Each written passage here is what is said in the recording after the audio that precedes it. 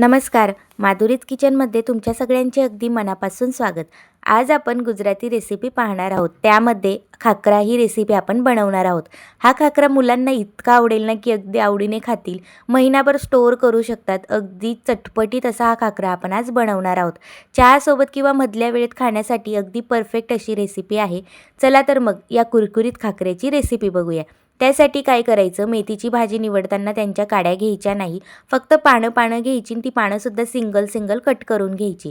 त्यानंतर ही पानं स्वच्छ पाण्याने धुवून घ्यायची आणि एका जाळीमध्ये काढून घ्यायची. त्यानंतर 1 वाटी गव्हाचं पीठ आणि पाव वाटी बेसन पीठ टाकायचं. त्यामध्ये 1 चमचा आमचूर पावडर टाकायचं. आवडीनुसार लाल तिखट टाकायचं. त्यानंतर त्यामध्ये 1 चमचा हळद टाकायची. त्यानंतर त्यामध्ये 1 चमचा जिरे टाकून घ्यायचं. 1 चमचा ओवा टाकून घ्यायचा. हे सगळं टाकल्यानंतर जी पानं आपण पाण्यामधून काढून घेतली होती ती सगळी पानं या पिठामध्ये टाकून घ्यायची आणि चवीपुरता मीठसुद्धा टाकून घ्यायचं. मीठ थोडंसं जास्त झालं तरीसुद्धा चालतं. अगदी खाकरे खायला मस्त लागतात.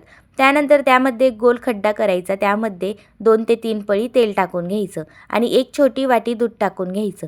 हे सगळं टाकल्यानंतर आपल्याला सगळं साहित्य छान असं एकजीव करून घ्यायचं आहे आणि हे पीठ मळताना थोडंसं कोमट पाण्याने मळायचं, म्हणजे खाकरे अगदी कुरकुरीत होतात. त्यानंतर कोमट पाण्याने हे पीठ आपण छान असं मळून घेणार आहोत. पीठ मळून झालं की 5 मिनिटं झाकून ठेवायचं. त्यानंतर पिठाचा एक गोळा घ्यायचा. ज्या पद्धतीने आपण पोळी लाटतो ना त्याच पद्धतीने मस्त अशी गोल मोठी पोळी लाटून घ्यायची. फक्त पोळीपेक्षा थोडंसं बारीक लाटायचं, म्हणजे खाकरा अगदी कुरकुरीत होतो, खायला पण खुसखुशीत लागतो. बघू शकता अगदी छान अशी आपण मोठी पोळी लाटून घेतली. पूर्ण बारीक लाटून घ्यायची आणि काय करायचं, आधी सगळ्या पोळ्या लाटून घ्यायच्या मगच खाकरा करायला घ्यायचं. नाहीतर मग खाकरा करताना वेळ वाया जातो. वेळ खूप लागतो कारण याला बनवायला. त्यानंतर सगळ्या पोळ्या आपण लाटून घेतल्या, छान असा बारीक लाटून घेतल्या. त्यानंतर तव्यावर काय करायचं, तवा फुल फ्लेम करून अगदी तापवून घ्यायचा. नंतर लो फ्लेमवर दोन्ही साईडने छान असं तेल लावायचं आणि मस्त चमच्याने पूर्ण खाकराला तेल लावून घ्यायचं आणि दोन्ही साईडने भाजून घ्यायचं. आणि आपण जे पावभाजी स्मॅश करायचं स्मॅशर असतं ना त्याच्याने वरतून प्रेस करून भाजून घेणार आहोत.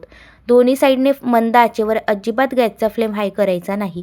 सगळी पोळी आपल्याला मंद आचेवरच भाजायची आहे. स्मॅशरने अशा पद्धतीने छान प्रेस करून भाजून घ्यायची आहे. नंतर तुम्ही कपड्याने सुद्धा भाजू शकतात. एखाद्या कपड्याने सुद्धा अलगद वरच्या हाताने प्रेस करून भाजत जायचं. लो फ्लेमवरच आपल्याला ही संपूर्ण रेसिपी करायची आहे, तरच खाकरा कुरकुरीत आणि कडक होतो. बघू शकता स्मॅशरने छान खाकरा मी वरतून प्रेस करून सगळा भाजून घेतलेला आहे. आता आपण कपड्याने सुद्धा ही रेसिपी बघूया आणि कपड्याने सुद्धा प्रेस करून छान भाजून घेणार आहोत. ही रेसिपी खायला इतकी छान लागते ना, अगदी मधल्या वेळेत आणि त्या चहासोबत खाण्यासाठी सुद्धा परफेक्ट रेसिपी आहे. गुजरातमधली तर फेमसच आहे, पण आज आपण आपल्या महाराष्ट्रात सुद्धा करून बघूया.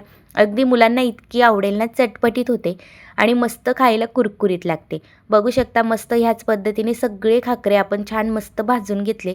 अगदी कुरकुरीत झालेला आहे. तुम्हाला मी तोडून सुद्धा दाखवते. तुम्ही महिनाभर सहजच एका डब्यामध्ये भरपूर प्रमाणात बनवून स्टोअर करू शकतात. अजिबात खराब होत नाही. बाजारात थंडीच्या दिवसांमध्ये भरपूर प्रमाणात मेथीची भाजी असते. मेथीपासून हा खाकरा जर बनवला ना तर मुलांसाठी पौष्टिक तर आहेच, पण खायला तर एवढा खुसखुशीत आणि कुरकुरीत आहे ना की मुलं अगदी आवडीने खातील आणि सारखं बनवायला सुद्धा आवडतील. लहान आहे काही मोठे सुद्धा आवडीने खातील. त्यामुळे तुम्ही हा गुजराती स्टाईलचा मेथी खाकरा नक्कीच ट्राय करून बघू शकतात.